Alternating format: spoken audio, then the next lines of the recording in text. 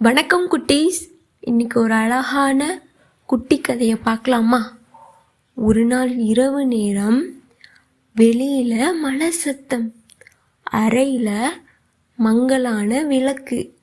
ஒரு அம்மா தன் பொண்ணுக்கு ஒரு கதை சொல்ல ஆரம்பிக்கிறாள். அவ சொன்ன கதை ஒரு காட்டை பத்தி. ஒரு காலத்துல ஒரு காடு இருந்துச்சு. அந்த காடு மழையை எதிர்பார்க்கல. மழை கொஞ்சமா பெய்ய ஆரம்பிச்சிச்சு. பிறகு நிற்கவே இல்லை.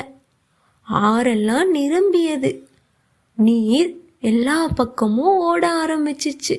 அந்த காட்டில் இருக்க விலங்குகள் எல்லாம் பயந்து போனாங்க. அந்த இடத்துல ஒரு ஆமை வாழ்ந்துட்டு வருது. அது வேகமா ஓடல, நீரோட சண்டை போடல. அந்த ஆமை நீர் உயரும் போதெல்லாம் தன் உடலை சுருக்கிக்கிட்டு அமைதியாக மிதக்கும். நீர் அதை தூக்கிட்டு போகும்போதும் அது எதிர்த்ததும் இல்லை, பயந்ததும் இல்லை. மற்றொரு பக்கம் வேகமாக ஓடிய விலங்குகள் எல்லாம் சோர்ந்து போயிட்டாங்க. சில மணி நேரங்களுக்கு பிறகு மழை நிற்க ஆரம்பிச்சிச்சு.